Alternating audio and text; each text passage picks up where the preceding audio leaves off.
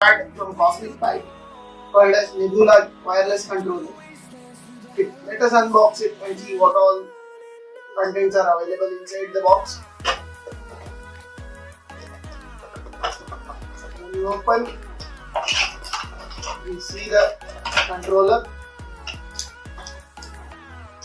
Then we have the cable which is used for charging, and also we have a CD disc.